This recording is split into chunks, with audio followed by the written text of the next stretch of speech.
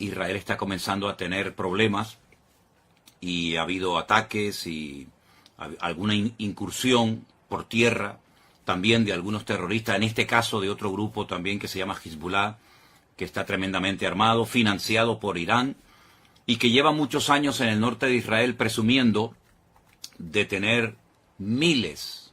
Ellos hablaban de 150.000 misiles, bueno, no sé si será verdad o no, pero lo que está bien claro es que este ejército de Hezbollah en el norte es un ejército muy bien preparado, con muchas armas, y no es la primera vez que se enfrentan a Israel. Hay temor, hay mucha incertidumbre acerca de lo que va a pasar. Mi hermana querida Susana, desde Galilea, me llamaba esta mañana y hablábamos un buen rato y me comentaba cómo está la situación. Ya digo, hay mucha incertidumbre, mucho temor. 300.000 personas que forman parte de la, digamos, de la reserva, personas que han estado en el ejército, pero que han vuelto a ser llamados para apoyar a los que están allí combatiendo, han sido llamados. En fin, todo esto está moviendo, está sacudiendo las estructuras, no solamente de Israel, sino que está el Señor hablándonos y dándonos un mensaje, yo creo, muy claro. Yo dije en cierta ocasión, en los días del confinamiento, ¿se acuerdan ustedes? Por allí, por marzo del 2020, que Dios le estaba hablando al mundo con lo que estaba sucediendo. Pero, sobre todo, era un tiempo especial para que la iglesia recapacitara y reflexionara acerca de lo que estaba pasando. Aquellos hermanos que me decían o que decían, no tengo tiempo para orar, para leer la Biblia, para estudiar la palabra, yo les dije, pues vais a ver cómo vais a tener tiempo. Ahora vais a tener bastante tiempo, porque vais a estar encerrados muchos días, semanas y probablemente hasta meses, para que esa excusa de que no tengo tiempo ya sea desterrada definitivamente de vuestras vidas.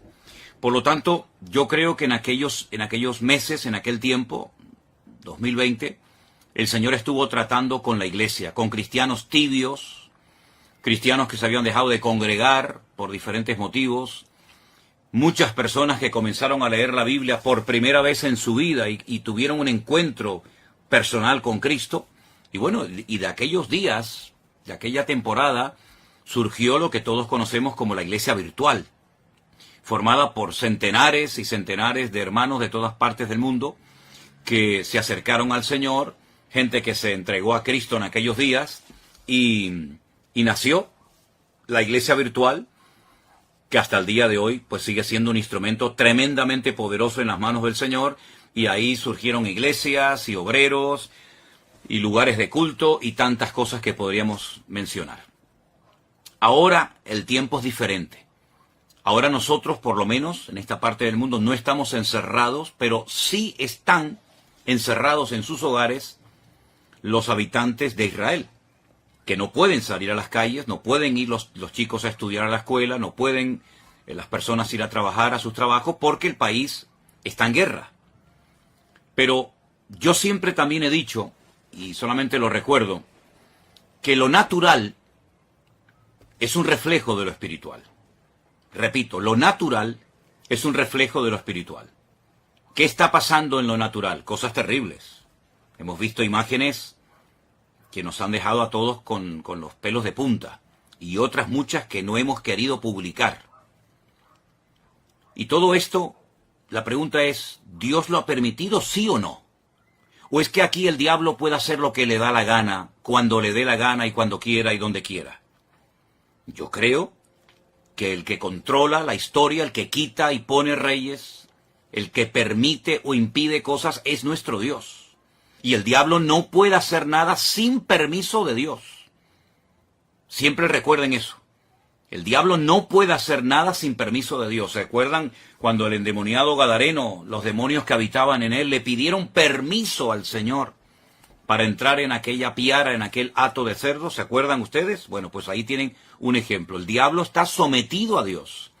Libro de Job, léanlo detenidamente, léanlo tranquilamente, y se van a dar cuenta que Satanás actuaba hasta donde el Señor le permitía actuar, porque el diablo no es un ser, digamos, autónomo, que puede hacer lo que le dé la gana, sin darle cuentas a nadie, ni muchísimo menos. El diablo es un ser que tiene que estar sometido a Dios, le guste o no, porque Dios es el que permite, el que impide, el que autoriza, el que abre o el que cierra. Y en esta ocasión, Dios ha permitido todo lo que ha sucedido.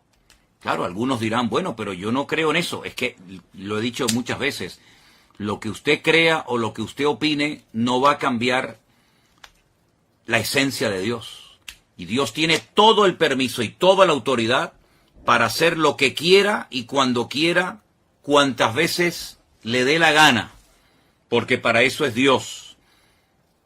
Y no está sujeto a leyes humanas ni a ningún tipo de limitaciones. Él es Dios soberano, Rey de toda la tierra es de Dios y su plenitud, y por lo tanto, cuando Él permite algo es porque es necesario que eso que sucede haya sucedido de esa manera. Cuando el hombre peca contra Dios, cuando el hombre pisotea la sangre de Cristo, cuando el hombre se mete contra el Evangelio, las consecuencias a corto y a largo plazo son terribles, terribles. Yo estaba ahora mismo hablando con unos hermanos de Jerusalén, donde me acaban de decir hace un instante que hace unos días, hace muy poco tiempo, en la ciudad de Haifa, allí en Israel, pues fueron a evangelizar, a hablar de Cristo. Miren qué delito, ¿no? Tan grande, ¿no? Todo el mundo puede manifestarse, pero parece ser que en Israel, hoy por hoy, a los misioneros, a los hermanos que salen a las calles, en un país, dicen, 100% democrático, pues parece ser que unos tienen más derechos que otros. Y esa es la cruda realidad. Yo he visto cómo a personas en Jerusalén se les ha escupido, se han quemado nuevos testamentos, se les ha perseguido, se les ha criticado, se los ha expulsado de zonas porque son cristianos, son enemigos, ¿verdad? Y hay que expulsarlos. Pero luego, sin embargo, se hacen otras manifestaciones, otros colectivos totalmente antibíblicos, incluso algunos que hasta odian y oran en contra del Estado de Israel, se les permite salir con sus banderas, con sus pancartas y hacer todo tipo de manifestaciones en público, pero a los cristianos no. A los cristianos no se les permite evangelizar. Y si no, inténtelo, si no me cree, haga usted la prueba, coja mañana tratados, folletos, Biblias, Nuevo Testamento, váyase por ejemplo a Jerusalén y póngase donde usted quiera. A ver si usted tiene la libertad de repartir libremente. Ni se le ocurra porque la van a expulsar y le van a impedir y la policía se le va a tirar encima. Entonces, ¿de qué estamos hablando? ¿Del pueblo de Dios? Mire, está pasando en Israel hace muchos años, no ahora, hace muchos años está pasando lo mismo que pasó en la época de la iglesia primitiva. Que a los líderes religiosos no les gustaba que a los apóstoles predicaran de Cristo en las calles. Los encarcelaron, los torturaron. ¿Dónde mataron a Esteban? Yo pregunto, ¿dónde mataron a Esteban? ¿Y quién mató a Esteban? A Esteban no lo mataron gentiles. ¿Qué le hicieron a Esteban? ¿Quién estaba presente en la ejecución de Esteban? ¿No estaba por allí un jovencito, un tal Saulo de Tarso? ¿Saulo de Tarso de dónde era? ¿De Japón? ¿De Babilonia? ¿De España? ¿De dónde era Saulo de Tarso? ¿De dónde eran los que apedrearon a Pablo? ¿Quiénes eran los que le impedían a los apóstoles predicar el evangelio libremente en la ciudad de Jerusalén? ¿Quiénes eran? Ustedes saben la respuesta, está en el libro de los Hechos, solamente es cuestión de leer la Biblia. Entonces es exactamente lo mismo, pero ya no estamos en el siglo I, estamos ahora ya en el año 2023. Y todavía en Israel está prohibido evangelizar. Ustedes sabían que en Jerusalén hay una universidad de los mormones. Una universidad, unas propiedades, unas instalaciones tremendas que tuvieron que costar muchos miles, tal vez millones de dólares, no lo sé. Bueno, se les permitió hacer eso en Jerusalén con la condición de que no evangelizaran. Porque ustedes saben perfectamente que los mormones salen por ahí a repartir sus folletos, a evangelizar. Bueno, no lo pueden hacer, no lo pueden hacer. Entonces, no me vengan a mí ahora que Dios tiene que respaldar y tiene que bendecir y tiene que apoyar a un pueblo que prohíbe la predicación del Evangelio, que prohíbe la predicación del Mesías, en el cual creemos los cristianos. Nadie está obligado a creer en el Mesías de los cristianos, nadie está obligado, pero se supone que en un país libre, en un país democrático, uno puede hablar de lo que quiera, se supone. Como también en la democracia en España se supone que se pueden decir y hacer ciertas cosas, pero a la hora de la verdad no es verdad, ¿verdad? Entonces, mis queridos hermanos, eso por una parte. Por otra parte, ¿en quién se está poniendo mayoritariamente? No digo en toda la población, pero ¿en quién se está poniendo fundamentalmente la confianza en este momento, en medio de este conflicto por parte de muchos habitantes de Israel?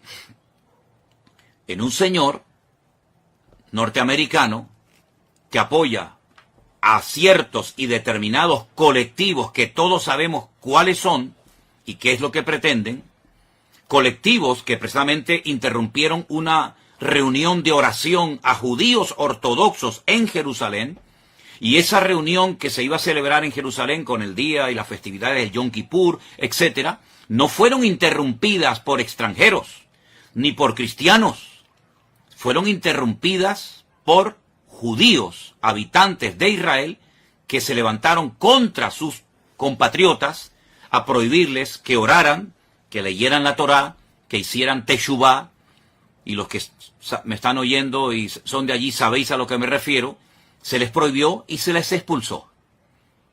Donde se han hecho manifestaciones totalmente antibíblicas y ante los principios morales y espirituales de la colectividad religiosa de Jerusalén. ¿Dónde se han hecho esos desfiles? ¿No han sido en la ciudad santa de Jerusalén?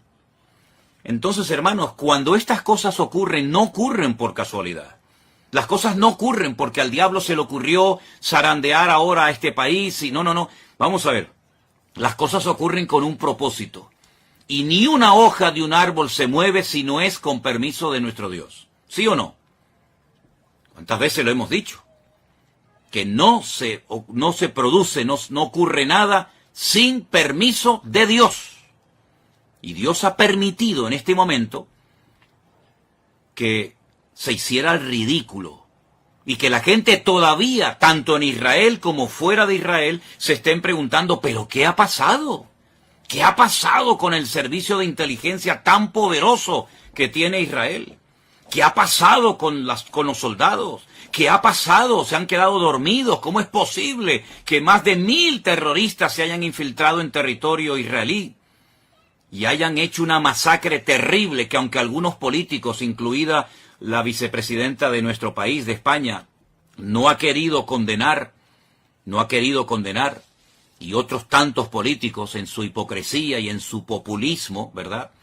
Pues esto ha sido algo terrible. Esto me recordaba a mí a los tiempos bíblicos, cuando se peleaba contra filisteos y amorreos y aquellas matanzas y aquellas cosas terribles que nos cuenta la historia. Pues lo hemos visto hace unos días en televisión, como centenares de personas corrían despavoridas como conejos asustados por el desierto del sur de Israel y eran como presas de caza disparándoles a discreción, a diestra y a siniestra, y hemos visto cosas que ni siquiera quiero mencionar. Hermanos queridos, ¿es que acaso Dios se ha dormido? ¿Es que acaso Dios se ha olvidado de su pueblo? ¿Es que acaso Dios ya no recuerda sus promesas y sus pactos? Claro que los recuerda. El problema no es que Dios se ha olvidado de su pueblo. El problema es que su pueblo se ha olvidado de su Dios. Esa es la realidad. Ahora bien, para los cristianos que dicen, bueno, este es un tiempo de prueba para Israel, que son el pueblo de Dios, yo quiero hacer un pequeño alto en el camino y preguntarles a todos ustedes, y veo que hay muchísima gente conectada, no sé exactamente de dónde, pero bueno, eso es ahora mismo lo menos importante. Yo les hago una pregunta. ¿Conocen ustedes ese versículo del Nuevo Testamento? No del Antiguo Testamento, del Nuevo Testamento que leen millones de cristianos todos los días, pastores, evangelistas, maestros, etcétera. Ese versículo que dice Vosotros sois real sacerdocio, pueblo santo, adquirido por Dios. ¿Se acuerdan ese versículo? ¿Saben, verdad? ¿Dónde está? Y todo, ¿verdad? Vosotros que no erais pueblo, ahora sois pueblo de Dios, real sacerdocio, nación santa, pueblo adquirido por Dios para que anunciéis las virtudes de aquel que os llamó de las tinieblas a su luz admirable. Entonces, mi pregunta es, ¿somos los cristianos pueblo de Dios? ¿Sí o no? Respóndame ustedes, que yo estoy viendo ahí cómo están escribiendo muchas personas. ¿Somos los cristianos, vuelvo a preguntar, ¿somos los cristianos pueblo de Dios o no somos pueblo de Dios? ¿O el único pueblo de Dios que existe sobre la faz de la tierra se llama Israel? Y nosotros, entonces, si no somos pueblo de Dios, ¿qué somos entonces, hermanos? ¿Qué somos entonces? Si no somos pueblo de Dios, somos otro pueblo diferente. Dios tiene entonces dos pueblos, uno judío y uno gentil. O Dios tiene un solo pueblo, y a ese único pueblo pertenecen judíos, españoles, japoneses, americanos, latinos. Dios tiene un solo pueblo. Entonces, si somos el pueblo de Dios, y yo creo que en eso, creo yo, no lo sé, estaremos la inmensa mayoría de creyentes de acuerdo. Si somos el pueblo de Dios, y veo que muchos están contestando, sí, pastor, sí, somos el pueblo, muy bien, pues entonces a todos los que están diciendo que sí somos el pueblo de Dios, y a los que no lo están contestando, pero saben que somos el pueblo de Dios, yo les quiero leer estos versículos. Y dicen así: si se humillare mi pueblo. Usted ha dicho que somos pueblo de Dios, lo acaban de escribir muchos de ustedes. Sí, amado pastor, somos el pueblo de Dios. Gracias, hermano. Si se humillare mi pueblo, sobre el cual es invocado mi nombre, y oraren, y buscaren mi rostro, y se convirtieren de sus malos caminos, entonces yo oiré desde los cielos y perdonaré sus pecados y sanaré su tierra. Vuelvo a hacer la pregunta de antes: ¿somos los cristianos hijos de Dios y pueblo de Dios, sí o no? Sí, ¿verdad? Pues entonces, ¿qué estamos esperando para, como pueblo de Dios, humillarnos, invocar su nombre, orar, buscar su rostro, convertirnos de nuestros malos caminos, dejarlos a un lado? ¿Qué estamos esperando, hermanos queridos? Sí, ya veo que saben el versículo dónde está y todo. Segunda de Crónicas 7:14, efectivamente, ese es, mi hermana Mónica. Segunda de Crónicas 7:14. Pues si somos el pueblo de Dios, seamos coherentes con lo que decimos. Porque es una incongruencia decir somos pueblo de Dios para lo que nos interesa. Y ahora que está viniendo la hora de prueba a todas las naciones de la tierra, decir no, eso ahora es para los judíos. Entonces, ¿en qué quedamos? ¿Somos o no somos el pueblo de Dios? No seamos hipócritas. No seamos fariseos. No seamos pueblo de Dios para las promesas y para los privilegios y para las bendiciones, y después resulta que no somos pueblo de Dios cuando viene la ira de Dios, cuando viene la justicia de Dios, etcétera, etcétera, etcétera. Hay un mensaje muy bonito que el Señor le da a una de las iglesias que son mencionadas en el libro del Apocalipsis.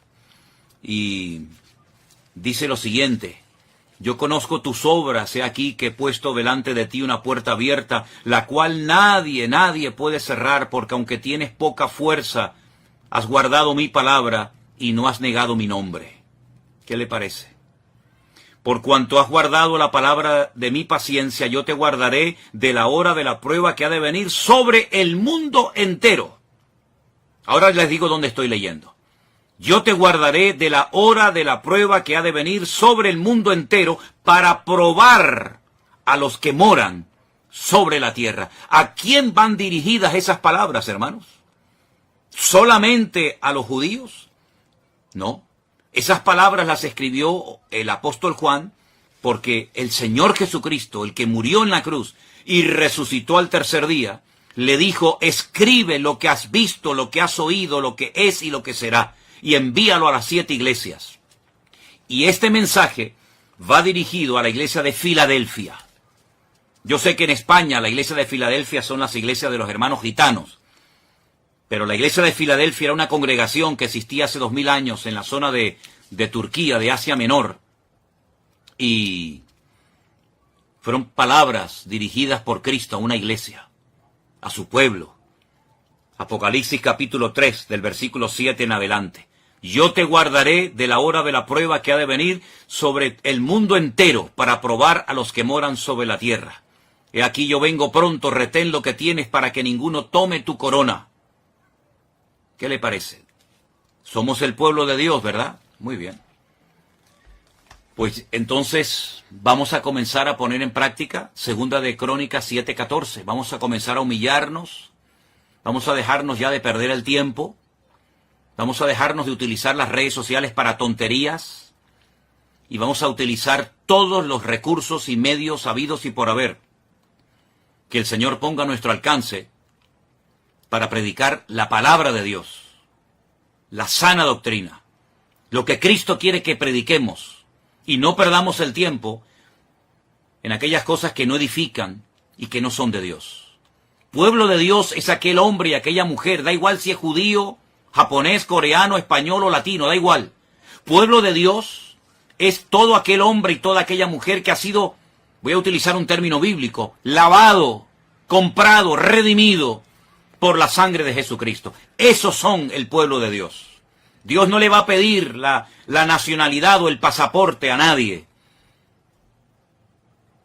Pueblo de Dios somos aquellos hombres y mujeres que hemos abrazado a Cristo, hemos creído en Él y lo hemos hecho nuestro Señor, nuestra cobertura y nuestra autoridad. Por eso cuando yo veo al pueblo de Israel casi rogándole, suplicándole al señor Biden, al señor de los Estados Unidos, que el pobrecito ya no sé ni cómo se puede mantener en pie. Por favor, ayúdennos, no nos abandonen, no nos dejen solos. Y vemos al señor Biden saliendo y diciendo, no les vamos a dejar solos, aquí estamos nosotros. Miren, escúchenme una cosa, si no claman ahora al Dios de Israel, los que viven allí, los que necesitan ver una manifestación poderosa del poder de Dios, si no claman a Dios, sino que se refugian y miran al tío Sam y miran a América, cuando termine esta guerra, que va a terminar, por supuesto, y que Dios la va a ganar, y que Dios la va a ganar, ¿quién se va a llevar la gloria? ¿Dios? ¿O los que ayudaron al pueblo de Israel? Porque que yo sepa, el señor Biden tiene de cristiano lo que yo tengo de obispo católico. Yo soy más obispo católico, hablando, bromeando, que el señor Biden de cristiano. El señor Biden de cristiano no tiene nada, nada, nada. Lo que apoya el señor Biden es antibíblico. Y ahora poner la confianza en el todopoderoso tío Sam, creyendo que ellos le van a salvar. Qué error histórico tan grande está volviendo a cometer, y con todo el dolor de mi alma tengo que decir, qué dolor tan grande me produce que el pueblo de Israel, el pueblo de la Biblia, el pueblo de las promesas, el pueblo de los apóstoles, el pueblo del Mesías verdadero, el pueblo de los profetas, tenga que mirar al hombre, cuando la palabra de Dios dice, maldito el hombre que confía en el hombre. Más bienaventurado el hombre que confía, o el pueblo que confía en el Señor Dios Todopoderoso. Miren, yo les voy a pedir a los que quieran un favor. Yo voy a pedirles que ustedes lean detenidamente el capítulo 14, el capítulo 15 y el capítulo 16 de Segunda de Crónicas. Repito, capítulo 14, capítulo 15 y capítulo 16 de Segunda de Crónicas. Lean detenidamente el reinado del rey Asa, hijo de Abías. Lean detenidamente, y parece que estamos leyendo el periódico de hoy. Yo voy a hablar, Dios mediante, el domingo, en el culto que vamos a retransmitir por la tarde desde nuestra iglesia aquí en Santa Cruz de Tenerife. Voy a hablar de estos capítulos y de este personaje, porque se vuelve otra vez a repetir la historia. Mira, cuando un creyente pastor, profeta, evangelista, me da igual, porque usted sabe que hoy en día hay algunos en el ministerio que si no dicen lo que son, el doctor, el apóstol, como que se sienten mal, porque su identidad no se la da Cristo, su identidad se la da el cargo, su identidad se la da lo que hacen. Soy el presidente de la denominación tal, soy el director. Bueno, ustedes saben que siempre hay este tipo de personas. Mire, si esas personas con cargos, con autoridad, confían más en el poder de su denominación, o tienen más confianza en su economía, en su patrimonio, que en Dios, están totalmente perdidos. Están totalmente ciegos. Y mucha parte del pueblo de Dios, y ya les he dicho quién es el pueblo de Dios, y si no, dele para atrás cuando termine esta intervención que estoy haciendo en esta tarde, cuando usted se pregunta en quién estoy poniendo mi confianza, pues, ¿en quién? Es quién estamos poniendo nuestra confianza. ¿En Dios? ¿En su palabra? ¿En sus promesas? ¿En los hombres? Mire, solamente le voy a leer un versículo de 2 de Crónicas 14:11. Escúchelo bien. Oh Señor, para ti no hay diferencia. No hay diferencia alguna en dar ayuda al poderoso o al que no tiene fuerzas. Ayúdanos, oh Señor Dios nuestro, porque en ti nos apoyamos y en tu nombre venimos contra este ejército. Oh eterno Dios, tú eres nuestro Dios, que no prevalezca contra ti el hombre. 2 de Crónicas, capítulo 14, verso 11. Ay, Señor, bendito sea tu nombre, si ahora mismo el representante de Israel, sus ministros, etcétera, sus líderes políticos y religiosos hicieran en público en los canales de televisión, que pueden hacerlo sin ningún problema. Ahora mismo llaman a los distintos canales de televisión, mensaje nacional, proclamación de ayuno y de oración. Y voy a hacer la oración bíblica que hizo el rey Asa en un momento de su vida, antes de que se torciera. Oh Señor, para ti no hay diferencia alguna en dar ayuda al poderoso o al que no tiene fuerza. Ayúdanos, Señor Dios nuestro, porque en ti nos apoyamos. Hoy no puede decir eso Israel. Hoy no lo puede decir. No se están apoyando en el Dios de Israel. Se están apoyando en otras cosas, en otras personas. Maldito el hombre que confía en el hombre. Bueno, pues, si hicieran esta oración desde lo más profundo de su corazón, el problema ya está resuelto.